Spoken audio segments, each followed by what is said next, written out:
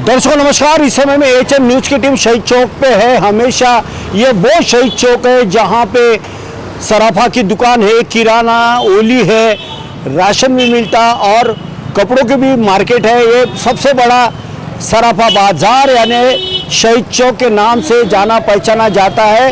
लेकिन आप देख सकते हैं कि यहाँ पे पूरी तरह से संचार बंदी लगने के कारण ये तमाम दुकानें बंद हो चुकी है। 144 की धाराएं लग चुकी है और अब तक के इस केस में तकरीबन 80 से ऊपर जो संदिग्ध आरोपी है उनकी पहचान हो चुकी है। पुलिस इस दिशा में कामकाज कर रही है। फ़हीम खान नाम का मास्टरमाइंड इसके सामने में आया हुआ है, कोर्ट में उसकी पेशी हुई है, उसको अरेस्ट किया गया है और भारतीय दंड संहिता के 2023 के 152 कानून के अंतर्गत देशद्रोह का मामला भी लगाया गया है। कल 6 एफआईआर दर्ज किए गए थे और आज सुबह 4 एफआईआर साइबर ऑफिस के तरफ से फिर से दर्ज किए गए, जिसके चलते और भी धरपकड़ जारी थी। कल 50 का आंकड़ा जो आरोपी थे उनका था, लेकिन आज ये आंकड़ा बढ़ के आया हुआ है, 80 से ऊपर ये आंकड़ा गया है और इसके अंदर 4-5 नाबालिग आरोपी भी दिखाई दिए हैं। फ़हीम खान के ऊपर में कड़ी से कड़ी कार्रवाई हो, क्योंकि पुलिस के ऊपर में हमला किया ऐसी बात कही जा रही है। तो उनके वकीलों ने भी अपनी बात रखी है और दोनों तरफ के वकील अपने क्लाइंट के लिए वहाँ पे पैरवी करते हुए नजर आ रहे हैं। लेकिन यही है नागपुर का वो शहीद चौक, आप मेरे पीछे देख सकते हो कि पूरी तरह से बंद है, सभी दुकानें बंद है। आज के तारीख में बता दूं कि 5 करोड़ रोजाना जो कामकाज हुआ करता था, 4 दिन, आज का चौथा दिन है, तकरीबन 20 करोड़ के आसपास, कम से कम 20 करोड़ के आसपास नुकसान हुआ है। लोग अपने घरों में है, इक्का दुआ लोग जो है वो सड़क पे आके इधर से उधर से टहलते हुए नजर आ रहे अपने कामकाज से। सभी दुकानें बंद है, सब्जी की दुकान बंद है, किराना दुकान बंद है। आप थोड़ा पैन करके बताइए दिनेश, आइए हम आपको लेके चलते हैं कि इस समय में एचएम न्यूज़ की टीम किराना ओली में आई हुई है, जहां पे पाँव रखने की जगह भी नहीं होती। ऐसे में आप देख सकते हैं कि एक सन्नाटा सा छाया है, मानो जैसे कोरोना का कार्यकाल हमें याद आ रहा है। इस तरह के ये जो घटना हुई है ये काफ़ी निंदनीय है। इस तरह की घटना नहीं होना चाहिए, क्योंकि नागपुर शहर ये सौहार्द और एकता का प्रतीक है। यहाँ सभी धर्म के लोग हर किसी के धर्म में कामकाज आते हैं, मगर एक छोटी सी घटना आज किस कदर रूप ले रही है। आप देख सकते हैं कि लोग घरों से नहीं आ रहे, इतनी कटुता लोगों में आपस में हो रही है। पुलिस के लिए सबसे बड़ा एक चैलेंज है। देवेंद्र फडणवीस ने यह भी कहा था कल विधानसभा में कि जो भी दोषी है उन्हें कब्र से निकाला जाएगा, मतलब पाताल से ढूंढ के निकालेंगे। इतनी बड़ी घटना, 30 से ऊपर जो पुलिस वाले हैं वे जख्मी हो गए थे। 35 से 40 दुपहिया वाहन को आग के अधीन किया गया। 2 जेसीबी हाइड्रा की उनको भी आग के हवाले किया गया। 60 से ऊपर 4 पहिया वाहन इसको भी पूरी तरह से नष्ट कर दिया गया। उपद्रवी और हुड़दंगियों ने इस कदर ये तांडव किया कि जिससे नागपुर शहर तार तार हो गया। नागपुर शहर में अगर इसी प्रकार की घटनाएं होती रहेगी, धर्म की राजनीति जब जब होगी, तब तक ना इस शहर में बल्कि ना इस देश में कोई भी सुखी और आनंद से नहीं रह सकता। ये समय के चलते सबने आगे आना चाहिए, एकता की मिसाल रखना चाहिए, क्योंकि भारत ये सभी जाति धर्म पंथ का देश है। मगर कुछ ऐसी छूटफूट घटनाएं होती है, किया जाता है। इसके पीछे का मास्टरमाइंड कौन है? आखिरकार कौन नागपुर को जलाना चाहता है? जिन्होंने भी ये कामकाज किया है बहुत ही बुरा हुआ है। हर किसी ने हर किसी के धर्म की इज्जत जरूर करना चाहिए।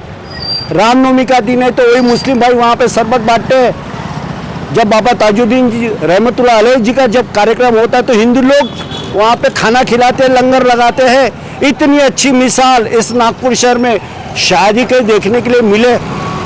मगर ऐसा कौन वो शातिर कातिल है कौन वो मास्टरमाइंड है जो इस शहर की हवा खराब करना चाहती है, आपस में भाईचारा दूर दूर करना चाहता है।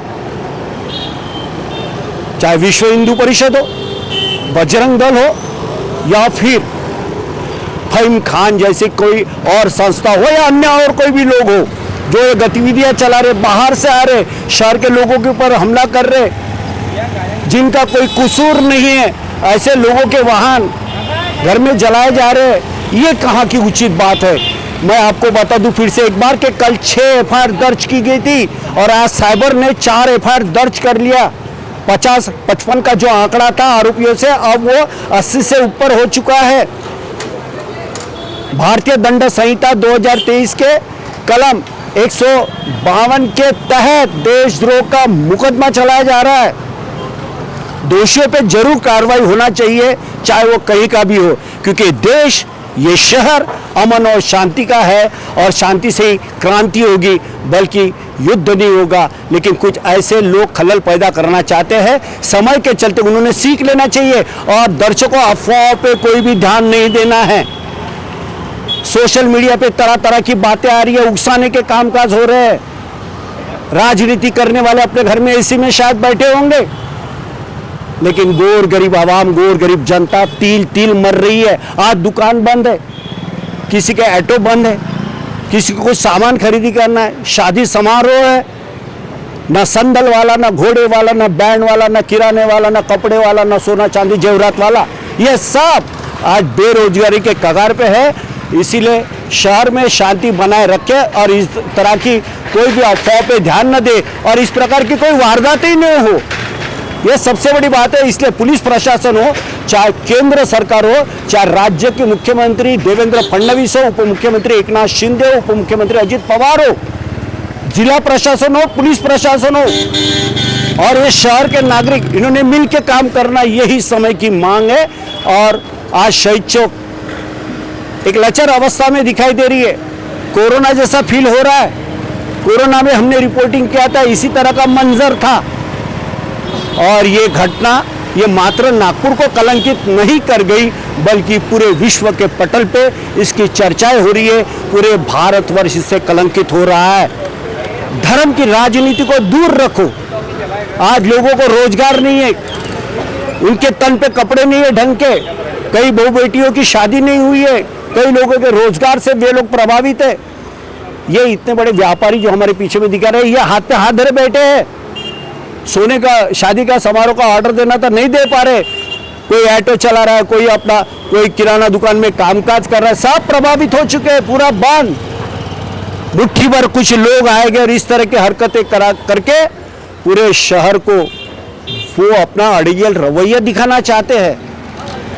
मैं पुलिस प्रशासन की भी तारीफ इसलिए करना चाहूंगा क्योंकि जिस दिन ये हादसा हुआ, महज कुछ कम संख्या में पुलिस वालों ने डट के सामना किया उन उपद्रवी तत्वों का। हाथ में डंडे, तलवार, कुल्हाड़ी, पत्थर, ईंटें,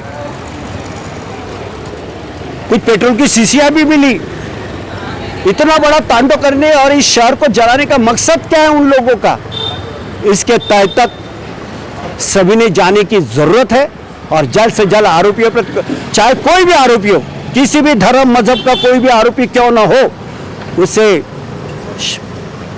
जल्द से जल्द बहुत बड़ी कानूनी कार्रवाई होना चाहिए ताकि लोग सीख ले, सबक ले कि हमारे नागपुर शहर को दोबारा आइंदा कोई इस प्रकार का कामकाज नहीं करे। क्योंकि नागपुर शहर सही में पूरे भारतवर्ष में एक अच्छा शहर, शांति का शहर, सभी भाईचारा का शहर के नाम से इसे जाना जाता है। नागपुर के शहीद चौक से वीडियो जर्नलिस्ट दिनेश के साथ संजय मिरे, एच न्यूज नागपुर। अरे वाह, पिकनिक की तैयारी? अब बेटा हम ठहरे डायबिटीज के पेशेंट, इस उम्र में पिकनिक वगैरह तो ना हो पाएगा, ज्यादा बैठने से पैरों में सूजन भी। तो फिर इतनी सारी दवाई क्यों? 90% ऑफ डायबिटिक पेशेंट की शुगर सिर्फ अप्रोप्रिएट डाइट थेरेपी से कंट्रोल की जा सकती है। अच्छा, अब क्या करें? पूरे इंडिया में अप्रोप्रिएट डाइट थेरेपी के 50+ सेंटर्स है, तो आज ही अपनी अपॉइंटमेंट बुक कराएं और डायबिटीज के सोल्यूशन पाएं। आज ही अपने कंफर्मेटरी टेस्ट कराएं सिर्फ एप्रोप्रिएट डाइट थेरेपी से।